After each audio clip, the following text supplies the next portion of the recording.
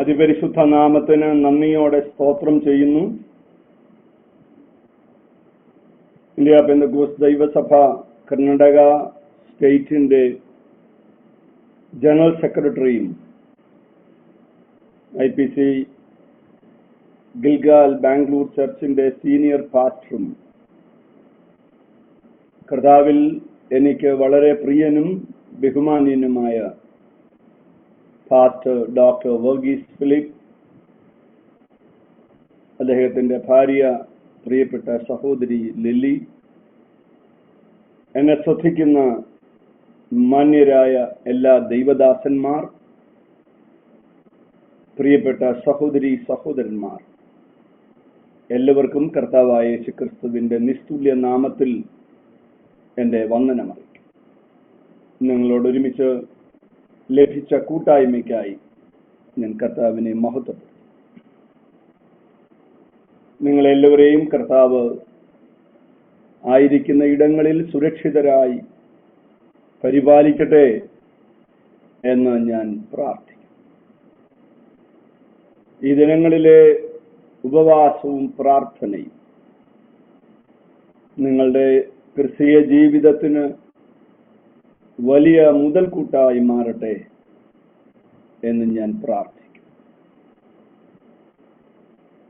ആമുഖങ്ങൾ കൂടുതലില്ലാതെ ഇന്ന് രാത്രിയിലെ വചന ശുശ്രൂഷയിലേക്ക് പ്രവേശിപ്പാൻ കർത്താവിൽ ശരണപ്പെടുന്നു.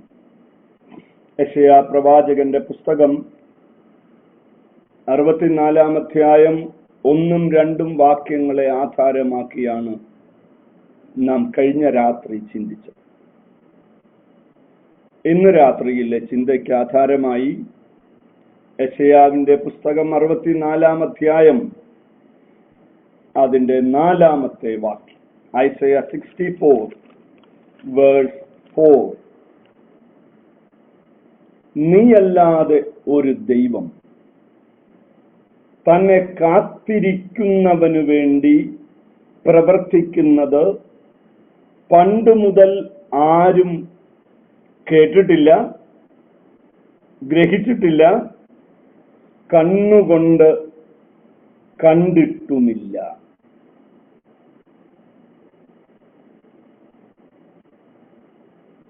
ദൈവസന്നിധിയിൽ അയ്യം വിളിച്ച, കൺമുൻപിൽ കണ്ട പ്രതിസന്ധി മൂലം ഹൃദയം തകർന്ന് ദൈവമുമ്പാകെ വീണ് ദൈവത്തിന്റെ ഇടപെടലിനായി ദാഹിച്ച യെശയ്യാവ് നിരാശനായി മടങ്ങുകയല്ല. തന്റെ നിലവിളിയുടെ ഉത്തരമാണ് ഈ വാക്യം. ഇതേ വാക്യം അപ്പോസ്തലനായ പൗലോസ് 1 കൊരിന്തി 2-ാം അധ്യായം 9-ാം വാക്യത്തിൽ മറ്റൊരു നിലയിൽ എടുത്ത് ഉപയോഗിച്ചിട്ടുണ്ട്. 1 Corinthians chapter 2 verse 9. ദൈവം തന്നെ സ്നേഹിക്കുന്നവർക്ക് ഒരുക്കിയിട്ടുള്ളത് ഒരു കണ്ണ് കണ്ടിട്ടില്ല, ചെവി കേട്ടിട്ടില്ല, ഒരു മനുഷ്യന്റെയും ഹൃദയത്തിൽ തോന്നിയിട്ടുമില്ല. ഈ 2 വാക്യങ്ങളെ സമാന്തരമായി എടുത്താൽ യെശയ്യാവ് ഉപയോഗിച്ച ചില പദങ്ങളെ പൗലോസ് മാറ്റി എഴുതുന്നതായി നമുക്ക് കാണാം. 2 പ്രധാന കാര്യങ്ങൾ അതിൽ ഞാൻ ചൂണ്ടിക്കാട്ടാം. ഒന്ന്, യെശയ്യാവ് തന്നെ കാത്തിരിക്കുന്നവർക്ക് വേണ്ടി എന്ന് ഉപയോഗിച്ച പദത്തിനു പകരം പൗലോസ് ഉപയോഗിക്കുന്നത് തന്നെ സ്നേഹിക്കുന്നവർക്ക് വേണ്ടി എന്ന. ഗ്രഹിച്ചിട്ടില്ല എന്ന് യെശയ്യാവ് ഉപയോഗിച്ചത് പൗലോസ് മാറ്റിയിട്ട് ഹൃദയത്തിൽ തോന്നിയിട്ടുമില്ല എന്ന് മാറ്റി എഴുതി. ഞാൻ ഇതിനെ രണ്ടിനെയും ഒന്ന് കണക്ട് ചെയ്യട്ടെ നിങ്ങൾക്ക്. കാത്തിരിക്കുന്നവൻ സ്നേഹിക്കുന്നവനായി വളരുന്നു എന്ന് പൗലോസ് കണ്ടെത്തി. ഗ്രഹിക്കുക എന്നത് ബൗദ്ധികമായ ബുദ്ധിപരമായ ഒരു കാര്യമായിരിക്കുമ്പോൾ പൗലോസ് അതിനെ വൈകാരിക തലത്തിലേക്ക് എടുക്കുന്നു. ഹൃദയം എന്ന പദം ഉപയോഗിക്കുന്നു. ഇപ്പൊ ഈ രണ്ട് വാക്യങ്ങളെയും ക്രോഡീകരിച്ചാൽ ദൈവത്തെ തന്നെ കാത്തിരിക്കുന്ന, ദൈവത്തെ തന്നെ സ്നേഹിക്കുന്ന ഒരുവനു വേണ്ടി ദൈവം പ്രവർത്തിക്കുന്നത് എന്ന് യെശയ്യാവ് ഉപയോഗിച്ചതും പൗലോസ് മാറ്റി. പൗലോസ് അവിടെ ഉപയോഗിക്കുന്നത് ഒരുക്കിയിട്ടുള്ളത്. ദൈവത്തെ കാത്തിരിക്കുന്ന, ദൈവത്തെ സ്നേഹിക്കുന്ന ഒരുവനു വേണ്ടി ദൈവം പ്രവർത്തിക്കുന്നതും ദൈവം ഒരുക്കുന്നതും കണ്ണിനോ കാതിനോ ഗ്രഹിക്കാവുന്നതോ ഹൃദയത്തിന് തോന്നാത്തതോ ആണ്. It is beyond man's mental understanding. It is beyond man's emotional understanding. ദൈവത്തിന് മഹത്വം. ഇന്ന് രാത്രിയിലെ ദൂതിന് ഞാൻ ഇങ്ങനെയാ തലക്കെട്ട് കൊടുക്കുന്നത്: കാത്തിരിക്കുന്നവർ. അദ്ദേഹം ഉപയോഗിക്കുന്ന വേദപുസ്തകത്തിൽ ഓരോ പദത്തിനകത്തും നാം ധ്യാനപൂർവം ഇരിക്കണം. നീയല്ലാതെ ഒരു ദൈവം, വേറൊരു ദൈവം ഇങ്ങനെ ചെയ്യത്തില്ല, ഇതുപോലൊരു ദൈവമില്ല. ദൈവങ്ങൾ ഒത്തിരിയുണ്ട് മനുഷ്യന്. മനുഷ്യൻ തന്നെ മെനഞ്ഞ ദൈവങ്ങളാണ് ഭൂമിയിലുള്ള ദൈവങ്ങളെല്ലാം. Man made his own god. എന്നാൽ തിരുവഴുത്തിലെ ദൈവം ആരാലും ഉണ്ടാക്കപ്പെട്ടവനല്ല, അനാദിയായും ശാശ്വതമായും അവിടുന്ന് ദൈവം തന്നെയാണ്. നീയല്ലാതെ ഒരു ദൈവം. അടുത്തൊരു പദം നിങ്ങളുടെ ശ്രദ്ധയിൽ ഞാൻ കൊണ്ടുവരിക: തന്നെ കാത്തിരിക്കുന്നവർ. തന്നെ കാത്തിരിക്കുന്നവർ. വേദപുസ്തകം വായിക്കുമ്പോൾ നമുക്ക് 100 കൂട്ടം കാര്യം ചെയ്യാം. അത് തന്നെ കാത്തിരിക്കലല്ല. പ്രാർത്ഥിക്കുന്നതിനിടയ്ക്ക് നമുക്ക് 100 കൂട്ടം കാര്യം ചെയ്യാം. അത് ദൈവത്തെ തന്നെ അന്വേഷിക്കലല്ല. തന്നെ എന്ന പദം, my soul is completely merged with God. എന്റെ ആത്മാവും എന്റെ ഹൃദയവും എന്റെ മനസ്സും ഒരുമിച്ച് എന്റെ ദൈവത്താൽ പൂരിതമാകുന്ന ശ്രേഷ്ഠമായ അനുഭവമുള്ള ഒരുവനു വേണ്ടിയാണ് യെശയ്യാവ് പറഞ്ഞ നിലയിൽ ദൈവപ്രവൃത്തി വെളിപ്പെടുന്നത്. എനിക്ക് നിങ്ങളെ ഓർമ്മിപ്പിക്കാനുള്ളത്, don't undermine your God. Don't underestimate your God. യെശൂരിന്റെ ദൈവത്തെ പോലെ വേറെ ഒരു ദൈവം ആരുള്ളൂ? I have a God beyond human understanding. മനുഷ്യന്റെ ദൈവത്തെ കുറിച്ചുള്ള ധാരണകളുടെ എല്ലാം മുകളിലാണ് ഞാൻ സേവിക്കുന്ന ദൈവം. നമ്മുടെ സന്ദേശത്തിലെ പ്രധാന ആസ്പെക്ട് കാത്തിരിക്കുന്നവന് വേണ്ട ഗുണങ്ങൾ. 6 പാഠങ്ങളാണ് ഞാൻ ഇന്ന് രാത്രി നിങ്ങൾക്ക് പങ്കുവെക്കാൻ കർത്താവിൽ ശരണപ്പെടുന്നു. 1,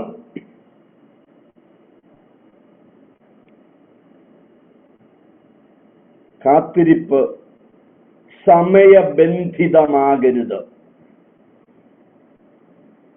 ഇവിടെ ശ്രദ്ധിക്കൂ, ദൈവത്തിന്റെ പ്രവൃത്തിക്കു വേണ്ടിയുള്ള കാത്തിരിപ്പല്ല.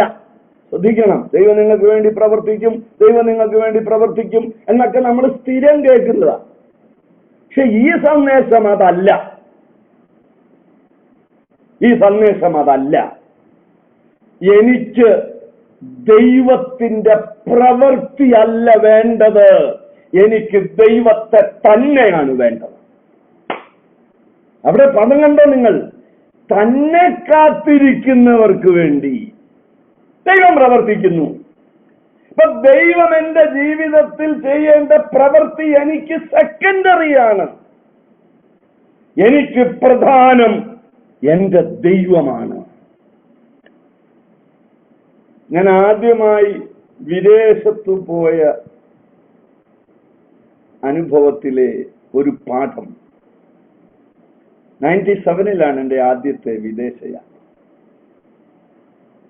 ഞാൻ പോയ സ്ഥലത്ത് നിന്ന് ഞാൻ മടങ്ങി വരുന്നതിന് തൊട്ട് ഒരാഴ്ചക്ക് മുമ്പ് ഞാൻ എൻ്റെ മക്കളെ ഫോൺ ചെയ്തപ്പം ചോദിച്ചു, ചാച്ചൻ എന്താ മക്കളെ കൊണ്ടുവരേണ്ടത്? എൻ്റെ മൂത്ത മകൻ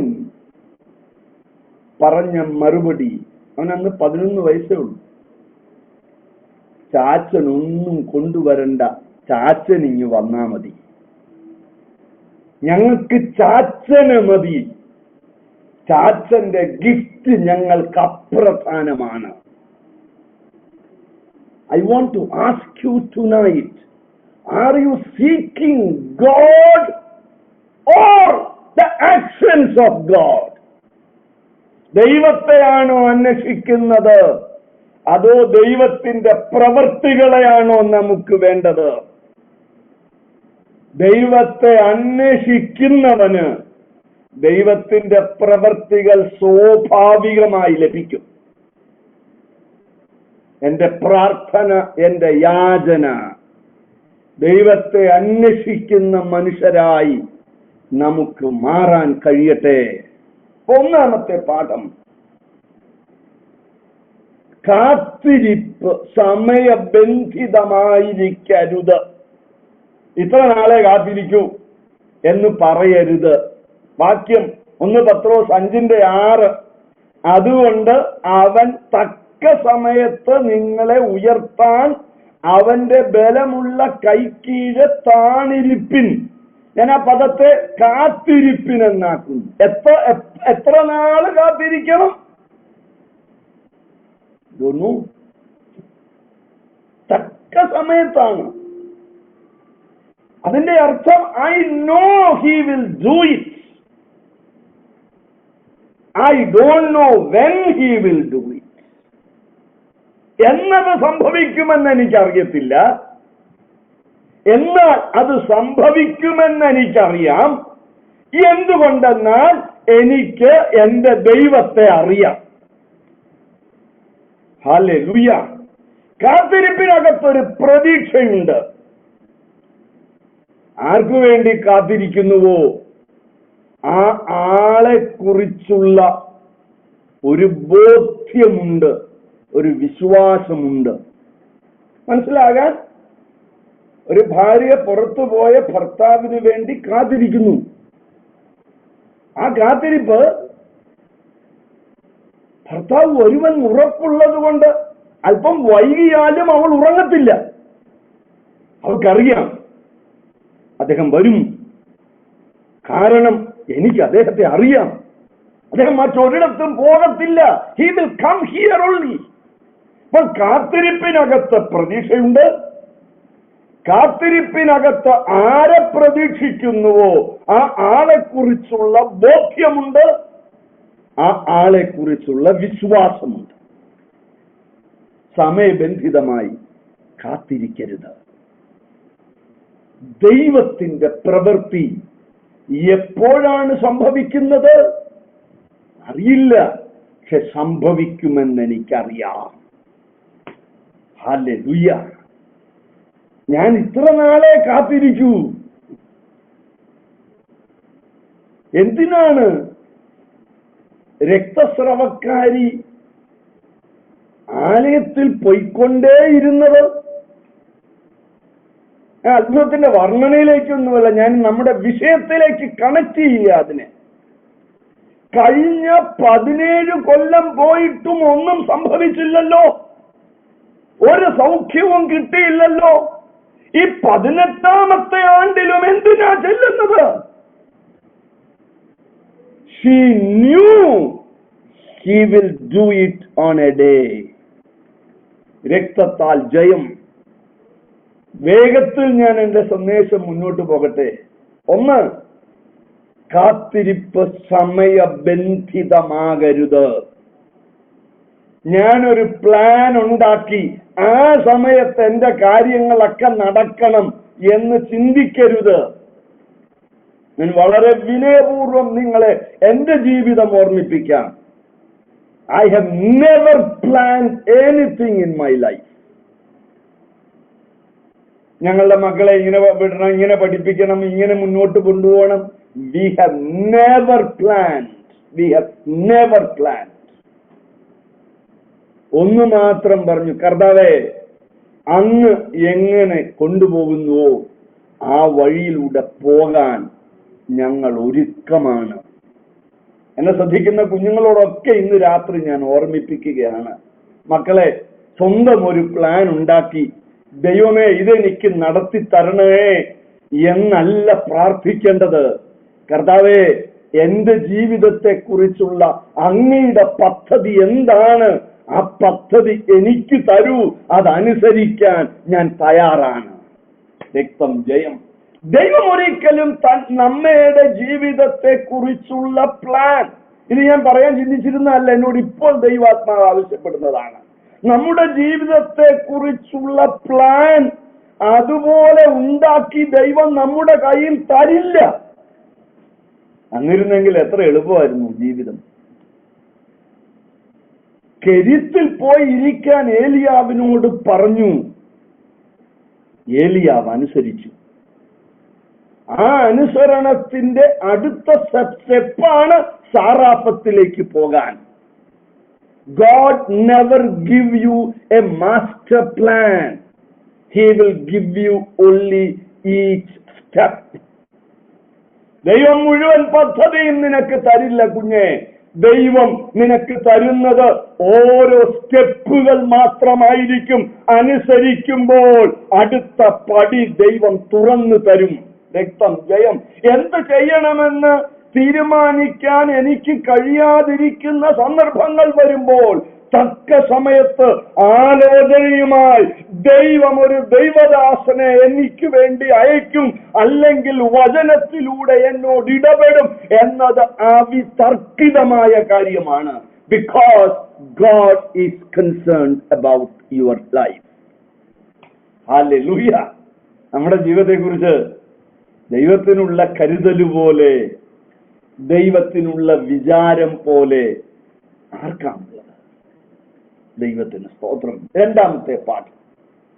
ഒന്നാമത്തെ പാഠം കാത്തിരിപ്പ് സമയബന്ധിതം ആകരുത്. രണ്ടാമത്തെ പാഠം കാത്തിരിക്കുന്നവന് ക്ഷമ വേണം. You need patients.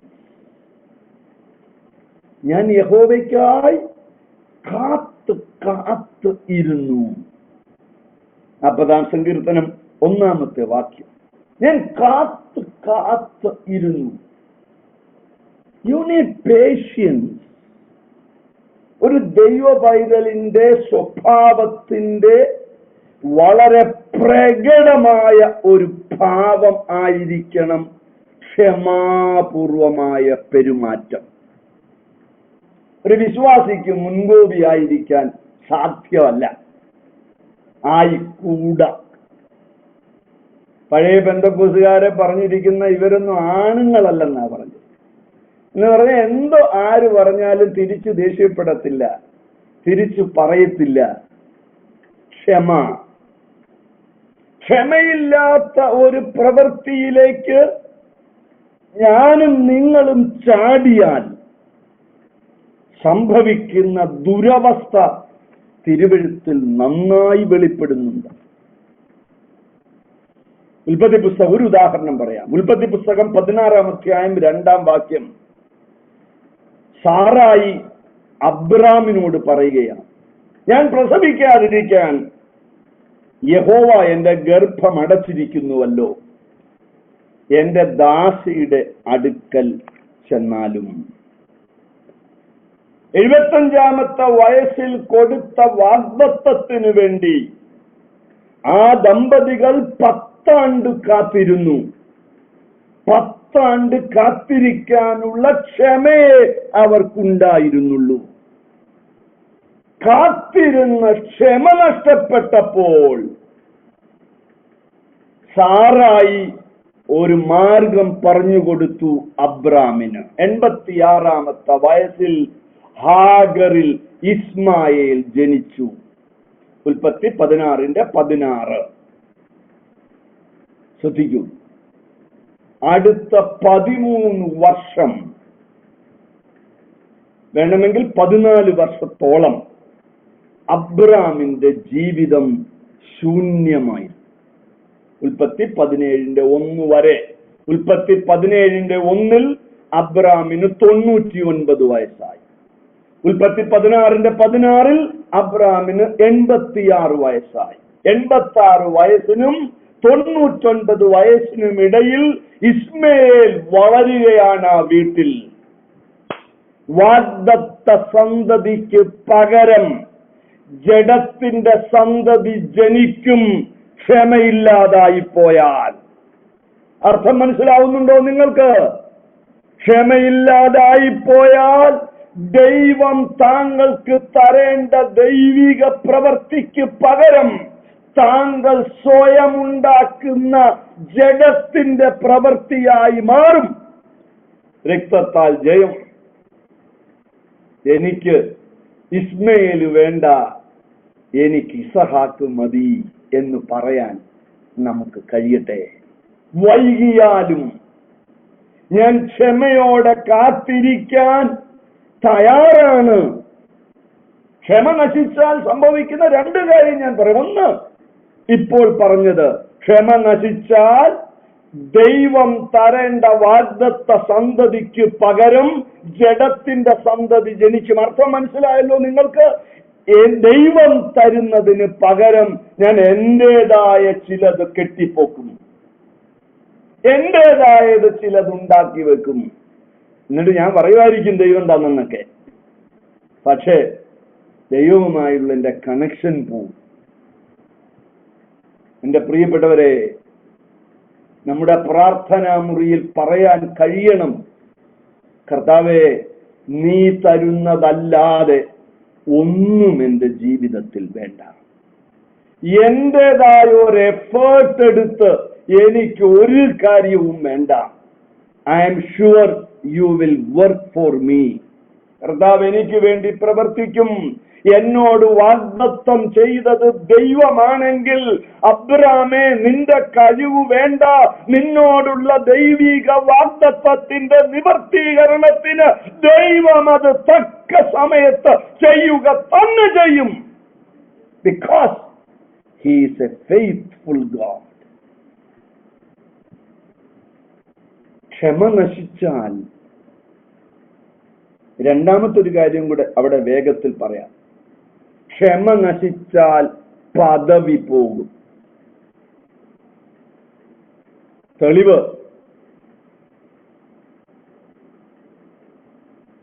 ശമൂവേലു വരാൻ താമസിച്ചതുകൊണ്ട് ശൗൽ യാഗം കഴിച്ചു. 1 ശമൂവേൽ 13-ാം അധ്യായം 13-ാം വാക്യം. ശമൂവേൽ ശൗലിനോട് പറയുന്നു, നീ ചെയ്തത് ഭോഷത്വം. നിങ്ങളൊന്ന് വിഷ്വലൈസ് ചെയ്ത് നോക്കിക്കേ. ഒരു സാധാരണ മനുഷ്യൻ ആ കാഴ്ച കണ്ടാൽ എന്താ കുഴപ്പം? ശമൂവേൽ വരാൻ താമസിച്ചു, രാജാവായി അഭിഷേകം ചെയ്യപ്പെട്ട ശൗല് പോയി യാഗം കഴിച്ചു. What is wrong in it? പക്ഷെ പ്രവാചകൻ പറയുന്നത്, നീ ചെയ്തത് ഭോഷത്വമാണ്. ശൗൽ എന്ന രാജാവിന്റെ രാജപദവി ദൈവം എടുത്തു മാറ്റി. അതിനകത്താഴമേറിയ ഒരു സന്ദേശമുണ്ട്. ദൈവം ഏൽപ്പിക്കാത്തത് ക്ഷമ നശിച്ച് ഞാൻ ചെയ്താൽ എനിക്ക് ലഭിച്ച പദവികൾ നഷ്ടപ്പെട്ടു പോകും. നമുക്ക് ഇന്ന് വിശ്വാസത്തിൽ വന്നാൽ നാളെ സ്റ്റേജിൽ കയറണം ആളുകൾക്ക്. അല്പം പൈസയും കൂടെ ഉണ്ടെങ്കിൽ നമ്മൾ പിടിച്ചുടനെ കയറ്റും സ്റ്റേജിൽ. വേണമെങ്കിൽ സ്റ്റേജിലെ മുൻപന്തിയിലെ കസേരയും കൊടുക്കും നമ്മൾ. പക്ഷേ പുസ്തകം പറയുന്നത് പുതിയ ശിഷ്യൻ അരുതെന്ന്. You should be at the place where God wants you to be.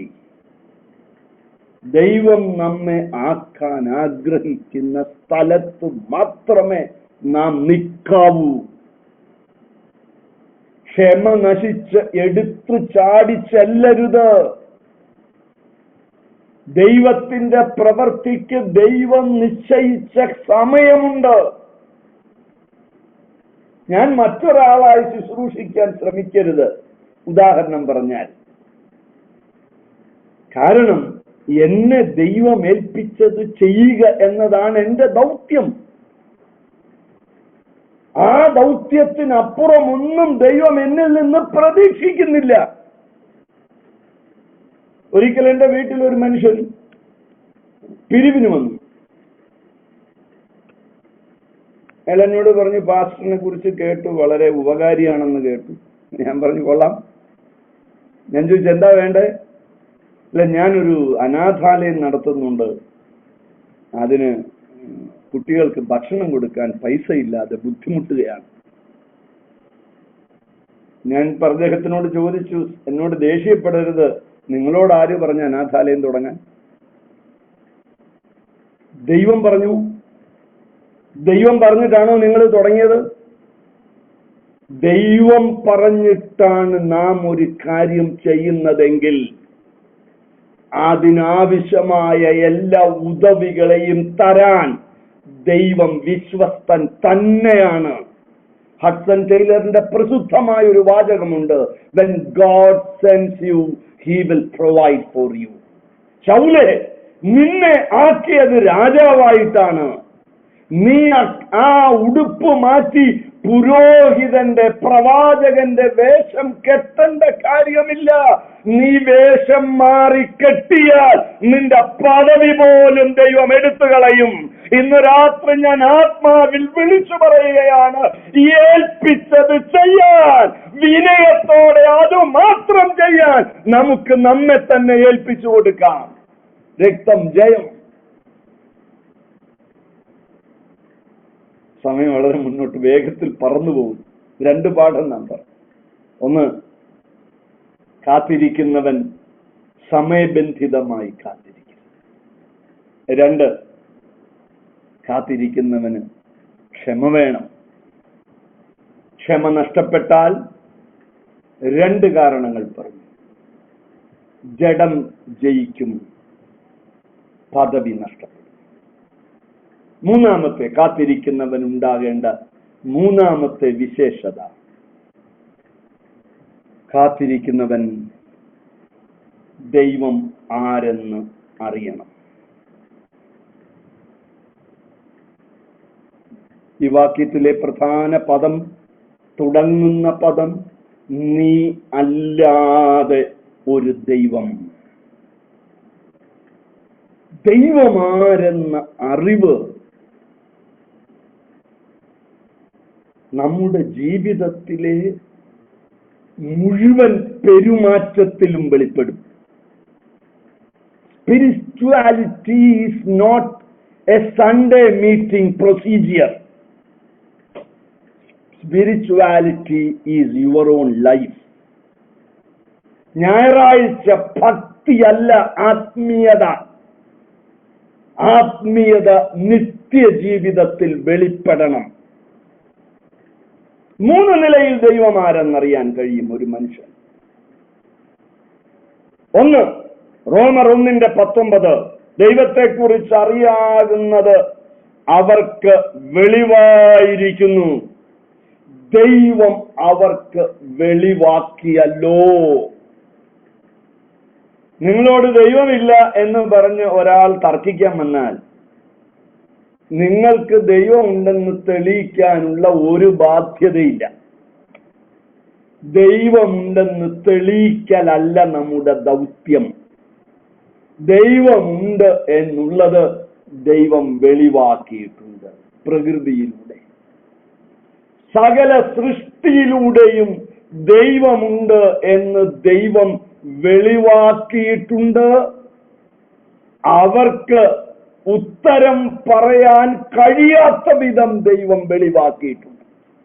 2, തിരുവെഴുത്ത് ദൈവമുണ്ടെന്ന് തെളിയിക്കുന്നു. പൗലോസ് തിമോത്തിയോസിനെ കത്തെഴുതുമ്പോൾ 2 തിമോത്തിയോസ് 3:16 പറയുന്നു, എല്ലാ തിരുവെഴുത്തും ദൈവശ്വാസീയം.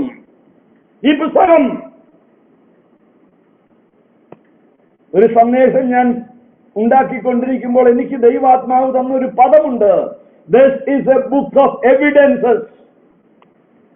ഇത് തെളിവുകളുടെ ഗ്രന്ഥമാണ്. ദൈവം ഉണ്ടെന്ന് തെളിയിക്കുന്ന ഗ്രന്ഥമാണിത്. അതിന്റെ തെളിവുകളാണ് ഈ പുസ്തകത്തിൽ മുഴുവനും. ദൈവമുണ്ടെന്ന് തിരുവെഴുത്ത് വായിക്കുന്നവന് ഗ്രഹിക്കാൻ കഴിയും, ദൈവം ആരെന്ന് ഗ്രഹിക്കാൻ കഴിയും. അതുകൊണ്ട് എന്നെ കേൾക്കുന്ന പ്രിയപ്പെട്ടവരെ, ഇന്ന് രാത്രി ഞാൻ നിങ്ങളെ പ്രബോധിപ്പിക്കുന്നു, കിട്ടുന്ന സമയം മുഴുവനും തിരുവെഴുത്ത് വായിക്കണം.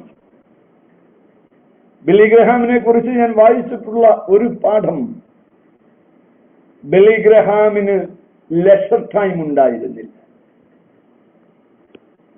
എപ്പോൾ തനിക്ക് ചെയ്യേണ്ട ഒരു ജോലി ചെയ്ത് ഒരു വിശ്രമ സമയം കിട്ടുമോ അപ്പോഴെല്ലാം അദ്ദേഹം തിരുവെഴുത്ത് വായിക്കുമായിരുന്നു. എന്റെ പ്രിയപ്പെട്ട കുഞ്ഞുങ്ങളെ, ഞാൻ ഇന്ന് രാത്രി നിങ്ങളെ പ്രബോധിപ്പിക്കുന്നു, നിങ്ങളുടെ ഹൃദയവും മനസ്സും വീടും തിരുവെഴുത്ത് കൊണ്ട് നിറയട്ടെ. തിരുവെഴുത്ത് വാഴട്ടെ നിങ്ങളുടെ ഭവനങ്ങളിൽ. എന്ത് രസമാണ്, ഇപ്പോൾ എന്തെല്ലാം സൗകര്യമാണ്. ഓഡിയോ ബൈബിൾ ഉണ്ട്, വീട്ടിൽ ഓൺ ചെയ്തിട്ട് കേൾക്ക്. ദൈവശബ്ദം മുഴങ്ങട്ടെ നമ്മുടെ ഭവനങ്ങളിൽ. ദൈവമുണ്ടെന്ന് തിരുവെഴുത്ത് തെളിയിക്കുന്നു. 3, ദൈവമുണ്ടെന്ന് തെളിയിച്ച ഏറ്റവും മഹത്തായ വ്യക്തിത്വം മറ്റാരുമല്ല, നസ്രത്തിൽ വിരിഞ്ഞ നസ്രയൻ. കൊലോസ്യർ 2:9 എനിക്ക് വളരെ പ്രിയമുള്ള വാക്യം.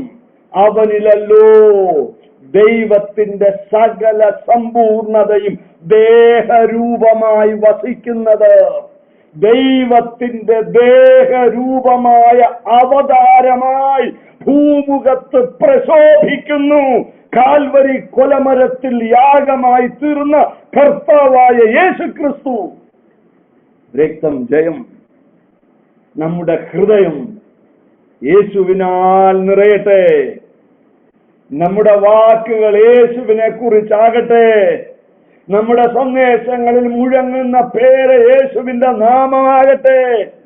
യേശുവിനെ അനുഭവിക്കുന്ന വ്യക്തിത്വങ്ങളായി നാം ഓരോരുത്തരും മാറട്ടെ. രക്തത്താൽ ജയം. ഞാൻ കമ്പിവാചകം പോലെ പറഞ്ഞു പോകുന്നത് നിങ്ങൾക്ക് ഈ സന്ദേശം പൂർണ്ണമാക്കണം നിയുക്ത സമയത്തിനുള്ളിലെന്ന് ഞാൻ ആഗ്രഹിക്കുന്നത് കൊണ്ടാണ്. 1, കാത്തിരിപ്പ് സമയബന്ധിതമാകരുത്. 2, കാത്തിരിക്കുന്നവന് ക്ഷമ വേണം. 3, കാത്തിരിക്കുന്നവൻ ആരെ കാത്തിരിക്കുന്നു എന്നറിയണം. അഥവാ കാത്തിരിക്കുന്നവൻ ദൈവമാരെന്ന് അറിയണം. 4, കാത്തിരിക്കുന്നവൻ അരുളപ്പാട് ചോദിക്കും. കാത്തിരിക്കുന്നവൻ അരുളപ്പാട് ചോദിക്കും. വാക്യം 106 സങ്കീർത്തനം 13 വാക്യം.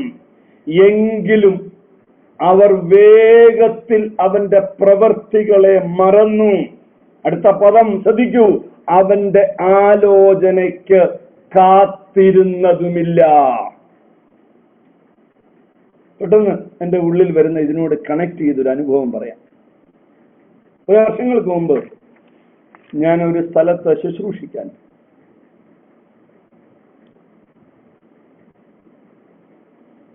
ശുശ്രൂഷയ്ക്ക് കയറുന്നതിന് മുമ്പ് എന്റെ അടുത്തിരുന്ന ദൈവദാസ്, അദ്ദേഹം വലിയൊരു മനുഷ്യനായിരുന്നു, വലിയ സമ്പന്നനുമാണ്. അദ്ദേഹം എന്നോട് ചെവിയിൽ പറഞ്ഞു, ഇവിടെ വരുന്ന ആളുകളെല്ലാം എല്ലാരോടും ദൂത് പറയും, എന്നോട് മാത്രം ആരും ഒന്നും പറയാം. എനിക്കതൊരു വലിയൊരു ചലഞ്ചിങ് ആയ ഒരു വാചകമായി. എനിക്ക് 7 ദിവസത്തെ മീറ്റിംഗ് ആണ് ചർച്ച. അന്ന് രാത്രി ഞാൻ ദൈവസന്നിധിയിൽ ഒത്തിരി സമയം പ്രാർത്ഥനയിൽ ചെലവഴിച്ചു. ഞാൻ ദൈവത്തോട് അരുളപ്പാട് ചോദിച്ചു. വളരെ സ്പെസിഫിക്കായി കർത്താവിനോട് പറഞ്ഞു, ആ ദൈവദാസന്റെ ജീവിതത്തിലെ വളരെ പ്രധാനപ്പെട്ട ഒരു കാര്യം കർത്താവ് എനിക്ക് വെളിപ്പെടുത്തി തരണം. അദ്ദേഹത്തെ പരിശുദ്ധാത്മാവ് ബോധ്യപ്പെടുത്തണം കൃപാവരങ്ങൾ ഇന്നും നിലനിൽക്കുന്നുവെന്ന്. സ്പർജന്റെ ഒരു വാചകം ഞാൻ ഇതിനോട് ബന്ധപ്പെടുത്തി നിങ്ങളോട് പറയാം. Misuse should not lead to non use. കൃപാവരങ്ങളെ വ്യാജമായി അനേകർ ഉപയോഗിക്കുന്നു എന്നതുകൊണ്ട് കൃപാവരങ്ങൾ ഇല്ലാതായിപ്പോയി എന്ന് കരുതരുത്, എന്ന് ചിന്തിക്കരുത്, എന്ന് പഠിപ്പിക്കരുത്. ഇന്നും കൃപാവരം പ്രവർത്തിക്കുന്നു. ഇന്നും ദൈവം കൃപാവരങ്ങൾ വ്യക്തികൾക്ക് നൽകുന്നു. രണ്ടാമത്തെ ദിവസം രാത്രി ശുശ്രൂഷിക്കുമ്പോൾ എനിക്ക് പരിശുദ്ധാത്മാവ് ആ വലിയ ദൈവദാസന് നൽകിയ സന്ദേശം ഞാൻ അദ്ദേഹത്തിന്റെ അടുത്ത് ചെന്ന് വളരെ പതുക്കെ പറഞ്ഞു. എന്താണ് അദ്ദേഹത്തിൽ നിന്നുണ്ടാകാൻ പോകുന്ന റെസ്പോൺസ് എന്ന് എനിക്ക് അറിയത്തില്ല. സന്ദേശമെല്ലാം കഴിഞ്ഞ് ഞാൻ അവിടെ പോയിരുന്ന ഉടനെ ആ ദൈവദാസൻ എനിക്കൊരു ഷെയ്ക്ക് ഹാൻഡ് എന്നിട്ട് പറഞ്ഞു, Xavier James, tomorrow your lunch will be at my home. നാളെ എന്റെ വീട്ടിലായിരിക്കും നിങ്ങളുടെ ഉച്ചഭക്ഷണം. ഒരു പ്രാവശ്യമല്ല ആ യാത്രയിൽ അദ്ദേഹം തന്റെ വീട്ടിൽ എന്നെ ക്ഷണിച്ച് ഭക്ഷണം തന്നത്. വീണ്ടും ഒരു പ്രാവശ്യം കൂടെ അദ്ദേഹം എന്നെ വിളിച്ച് ഭക്ഷണം തന്നു. ഞാൻ ഈ ചെറിയ സംഭവം നിങ്ങളോട് പങ്കുവെക്കുന്നതിന്റെ അർത്ഥം മനസ്സിലായോ? കാത്തിരിക്കുന്നവനോട് വ്യക്തമായി സംസാരിക്കുന്ന ഒരു ദൈവത്തെയാണ് നാം സേവിക്കുന്നത്. എന്നെ കേൾക്കുന്ന മാന്യ ദൈവമക്കളോട് ഇന്ന് രാത്രി എന്റെ ഹൃദയത്തിലുള്ള വാഞ്ച ഞാൻ വിളിച്ചു പറയട്ടെ. God wants people who will come out as the voice of God. ദൈവത്തിന്റെ അരുളപ്പാടുമായി നിൽക്കാൻ കഴിയുന്ന ഭക്തന്മാരായി മാറാൻ ഇന്ന് രാത്രി ചിലരെ ദൈവം അഭിഷേകം ചെയ്യട്ടെ. നിന്നോട് ഞാൻ ദൈവത്തിന്റെ അരുളപ്പാട് അറിയിപ്പാൻ നീ ഒന്ന് നിൽക്ക എന്ന് ആർജവത്തോടെ പറയാൻ കഴിയുന്നവരെ ദൈവത്തിന് ആവശ്യമുണ്ട്.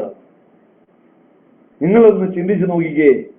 നിങ്ങളുടെ കൂടെ ജോലി ചെയ്യുന്നവർ, നിങ്ങളുടെ കൂടെ പഠിക്കുന്നവർ, നിങ്ങളോടൊപ്പം ആരാധിക്കുന്നവർ നിങ്ങളുടെ സമീപേ വരുമ്പോൾ അവരുടെ ജീവിതത്തിൽ ഒരിക്കലും ആരും അറിയാത്തൊരു കാര്യം പരിശുദ്ധാത്മാവ് നിങ്ങൾക്ക് വെളിപ്പെടുത്തിയത് നിങ്ങൾ അവരോട് പറയുമ്പോൾ തിരുവെഴുത്ത് പറയുന്നത് നിങ്ങളുടെ ഇടയിൽ ദൈവമുണ്ട് എന്ന് പറഞ്ഞ് അവർ മുട്ടുകുത്തി വീഴുമെന്നാണ്.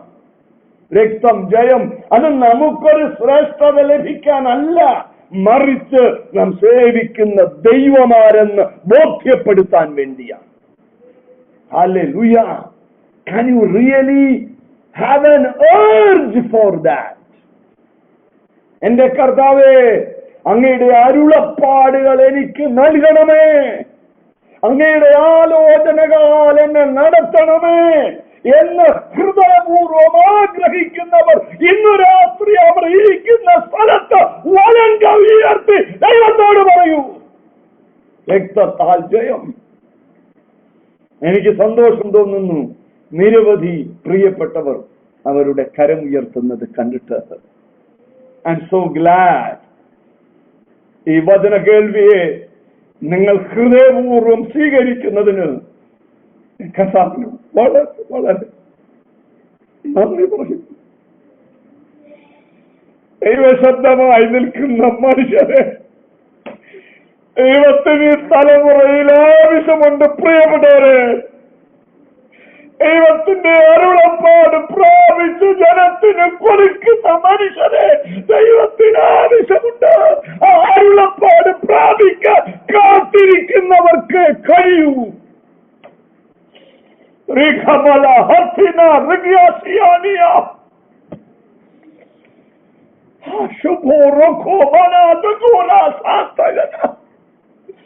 നിങ്ങളിരിക്കുന്ന ഇടങ്ങളിൽ നിങ്ങളുടെ നാവിൽ നിന്ന് അന്യഭാഷയുടെ ശബ്ദം ഇന്ന് രാത്രി ഉയരട്ടെ. എന്റെ ആത്മാവ് സംസാരിക്കുമ്പോൾ, എന്റെ ആത്മാവ് പ്രാർത്ഥിക്കുമ്പോൾ എന്റെ ബുദ്ധി അഫലമായിരിക്കുന്നു.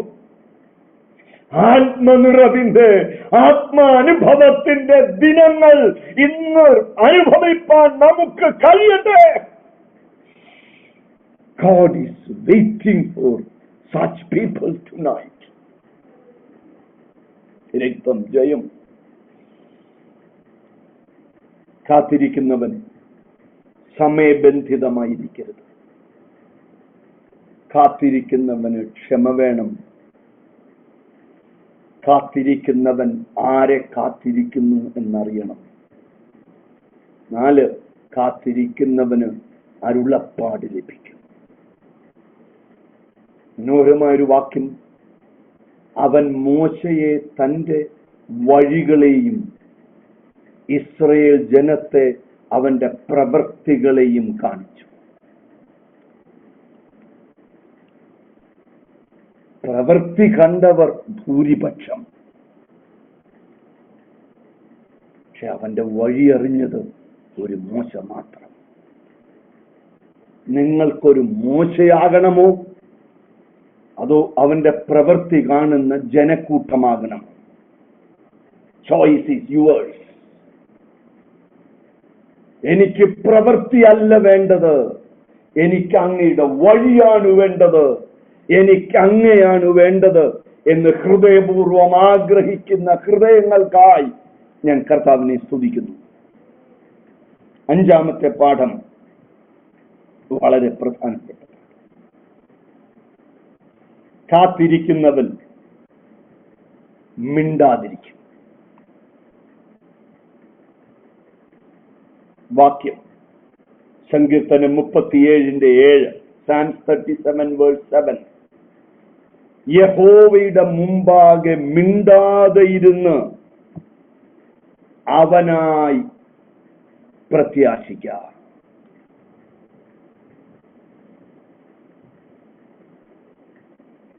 അവിടെ 3 കാര്യങ്ങൾ പ്രധാനമായി വീണ്ടും എനിക്ക് ഓർമ്മിപ്പിക്കാം. യഹോവയെ കാത്തിരിക്കുന്നവൻ മിണ്ടാതിരിക്കും. ഒരാൾ ആത്മീയനാണോ എന്ന് അയാളുടെ ഭാഷണത്തിൽ നിന്ന് വളരെ എളുപ്പത്തിൽ തിരിച്ചറിയാം. അയാളുടെ വാക്കുകളിൽ നിന്ന് മനസ്സിലാക്കാം അയാൾ ആത്മീയനാണോ എന്ന്. തെളിവുണ്ടോ?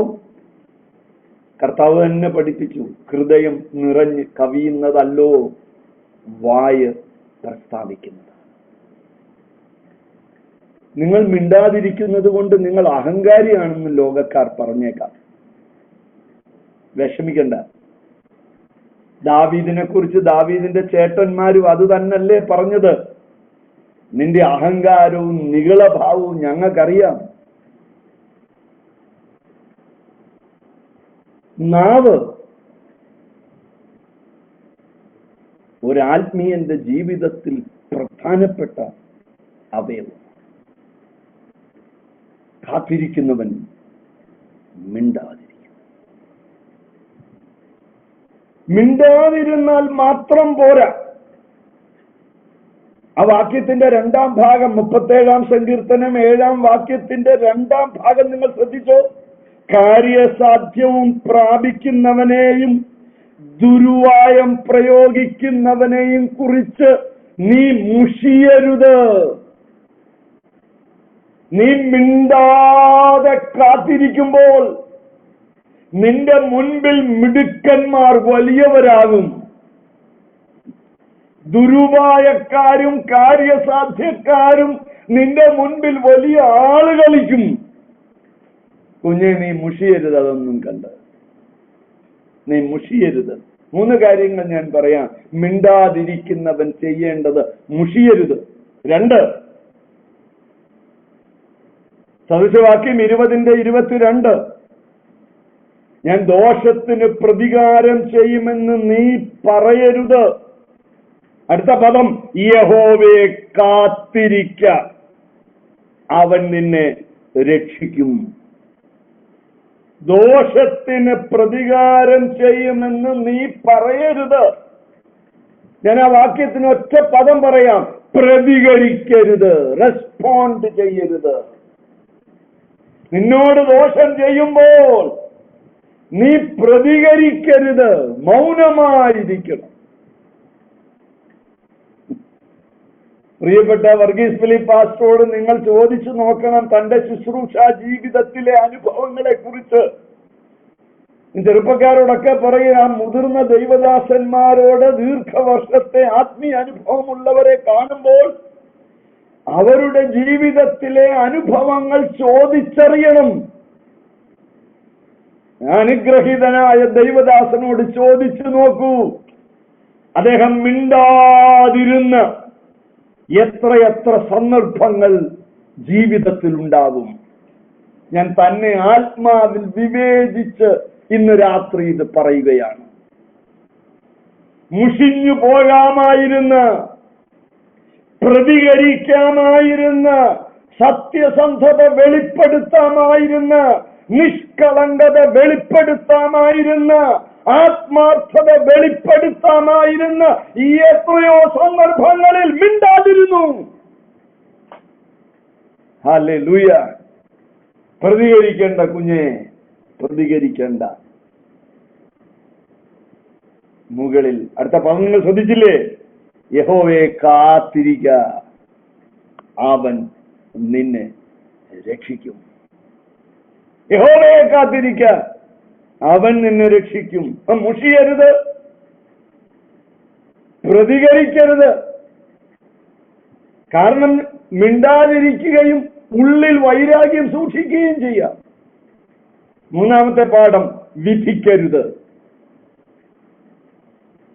1 കൊരിന്ത്യർ 4:5, ആകയാൽ കർത്താവ് വരുവോളം സമയത്തിന് മുമ്പേ ഒന്നും വിധിക്കരുത്. ടൈം, കാത്തിരിപ്പ്. എടുത്തു ചാടി വിധിക്കരുത്.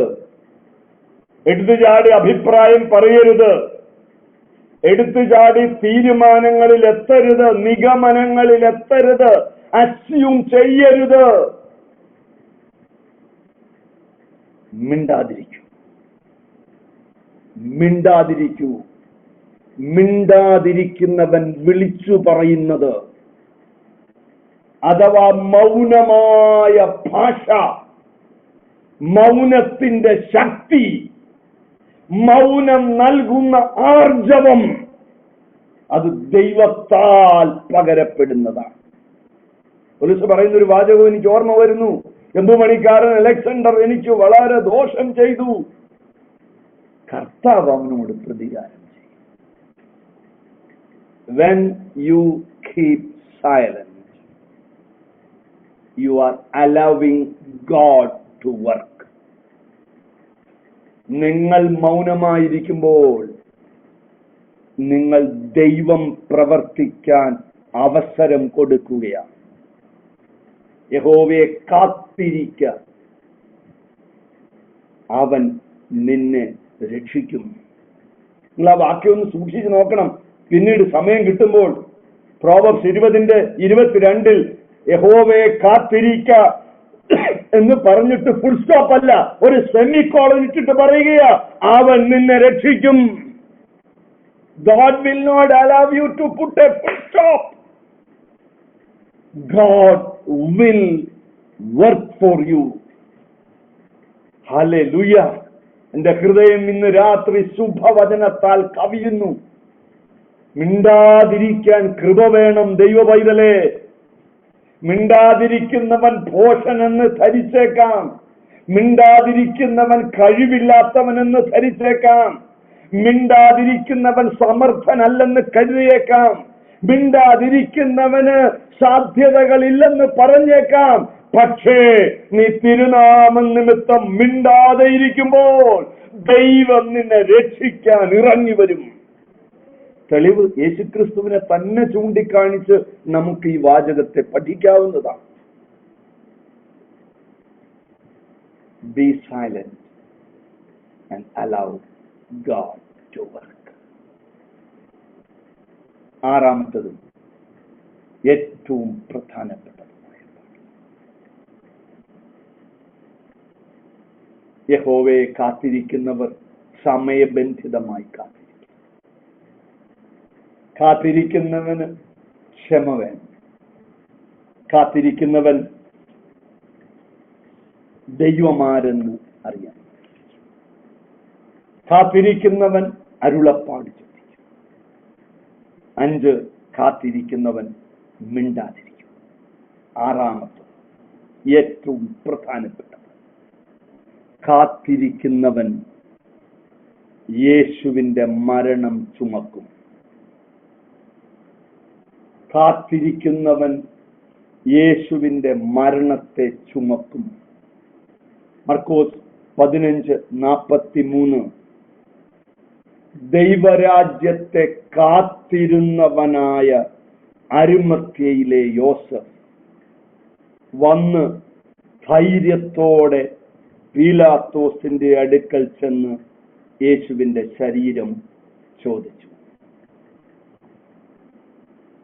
കാത്തിരിക്കുന്നവൻ യേശുവിന്റെ മരണത്തെ ചുമക്കും. പാസ്റ്റർ എങ്ങനെയാ ഇത് കണക്ട് ചെയ്യുന്നത്? തിരുവെഴുത്തിലെ അസാധാരണമായ ഒരു വാക്യം ഞാൻ ഇതുമായി നിങ്ങളെ ബന്ധപ്പെടുത്താം. 2 കൊരിന്ത്യർ 4:10 യേശുവിന്റെ ജീവൻ ഞങ്ങളുടെ ശരീരത്തിൽ വെളിപ്പെടേണ്ടതിന് യേശുവിന്റെ മരണം ശരീരത്തിൽ എപ്പോഴും വഹിക്കുന്നു. കാത്തിരിക്കുന്നവൻ മരണം വഹിക്കണം. മരണം വഹിക്കുക എന്ന വാക്ക് ദീർഘമായി നമുക്ക് പ്രതിപാദിക്കാം. മരിച്ചു കിടക്കുന്ന ഒരു മനുഷ്യന്റെ പ്രത്യേകതകൾ എന്താണ്? പ്രതികരണങ്ങളില്ല. തന്നെ കുറിച്ച് ആരെല്ലാം എന്തെല്ലാം പറയുന്നുവെന്ന് അയാൾ കേൾക്കുന്നില്ല. തന്നെ ആക്ഷേപിക്കുന്നത് അയാൾ കേൾക്കുന്നില്ല. തന്നെ അപമാനിക്കുന്നത് അയാൾ കേൾക്കുന്നില്ല. തന്നെ കുറിച്ച് നല്ലത് പറയുന്നത് അയാൾ കേൾക്കുന്നില്ല. തനിക്ക് വേണ്ടി ചെയ്തതൊന്നും അയാൾ അറിയുന്നില്ല. യേശുവിന്റെ മരണം എന്നത് എന്നെ തന്നെ സമർപ്പിക്കുന്നതിന്റെ ആഴമേറിയ അനുഭവമാണ്. യേശു കർത്താവ് പിതാവിനോട് പറയുന്ന, അതിവേദനയോടെ പറയുന്ന ഒരു വാചകമല്ലേ, പിതാവേ കഴിയുമെങ്കിൽ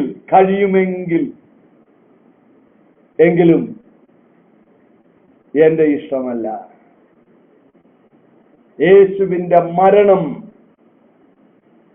ദൈവേഷ്ടത്തിലുള്ള സമ്പൂർണ്ണ സമർപ്പണത്തിന്റെ വിളംബരമായിരുന്നു.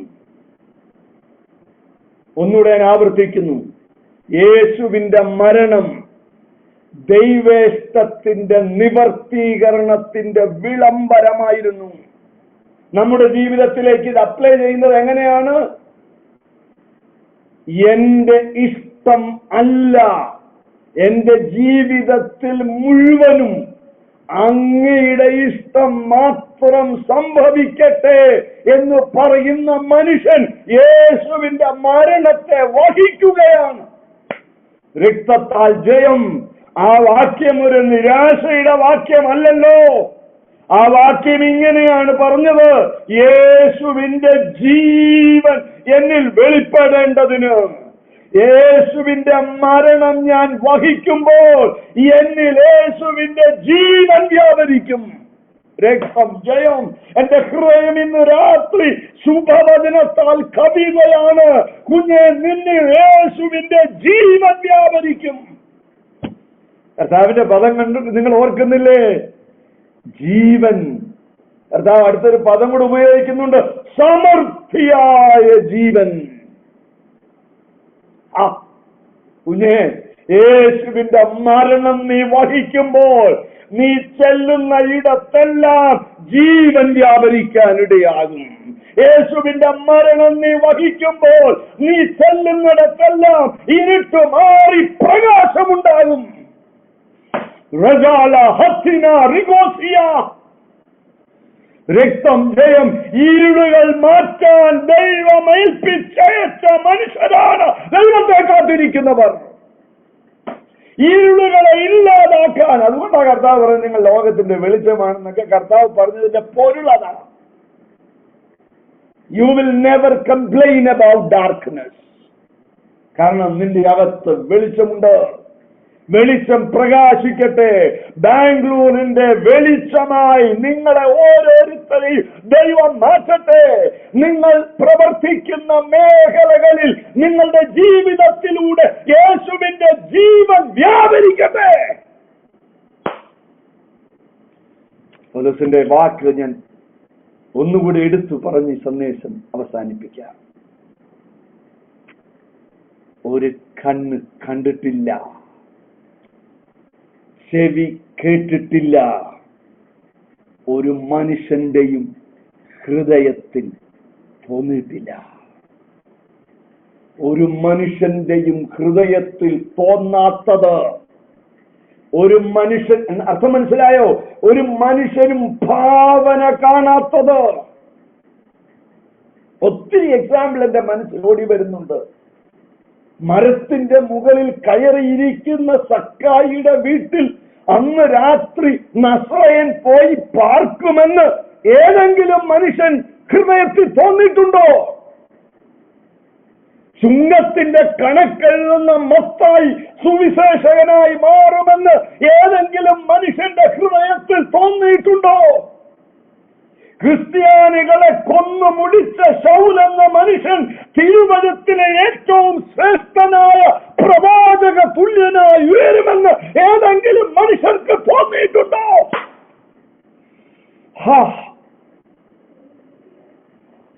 4 ദിവസമായി നാറ്റം വെച്ച് കിടക്കുന്ന ലാസർ പുറത്തു വരുമെന്ന് ഏതെങ്കിലും മനുഷ്യന്റെ ഹൃദയത്തിൽ തോന്നിയിട്ടുണ്ടോ? ആത്മനിയോഗത്തിൽ ഞാൻ വിളിച്ചു പറയാം എന്റെ കേൾവിക്കാരോട്, യേശുവിന്റെ മരണം വഹിക്കുന്നവൻ ആരായി തീരുമെന്ന് ഒരു മനുഷ്യന്റെയും ഹൃദയത്തിൽ തോന്നിയിട്ടില്ല. Hallelujah. God will do something beyond your imagination. കർത്താവ് നിങ്ങളുടെ ജീവിതത്തിൽ മനുഷ്യർക്കാർക്കും ചിന്തിക്കാൻ കഴിയാത്ത പ്രവൃത്തി ചെയ്യാൻ കഴിയുന്ന പ്രവാചക വാക്യത്തിലേക്ക് ഞാൻ മടങ്ങി വരട്ടെ. നീയല്ലാതെ നിന്നെ കാത്തിരിക്കുന്നവർക്ക് വേണ്ടി മറ്റാർക്കും ചെയ്യാൻ കഴിയാത്തത് ചെയ്യുന്ന മഹാനും വലിയവനുമായ ഒരു ദൈവമാണ് ഇന്ന് രാത്രി നാം സേവിക്കുന്നതെന്ന ബോധ്യം നിങ്ങളുടെ അകത്ത് കത്തട്ടെ.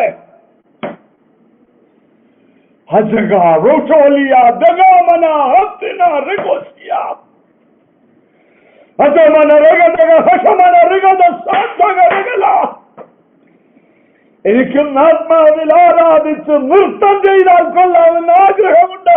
ഇന്ന് രാത്രി നിങ്ങളുടെ ഭവനങ്ങൾ ആരാധനാലയങ്ങളായി മാറട്ടെ. ദൈവകൃപ വ്യാപരിക്കട്ടെ. God is going to do mighty things. ഈ വചനങ്ങളാൽ കർത്താവ് നിങ്ങളെ അനുഗ്രഹിക്കും.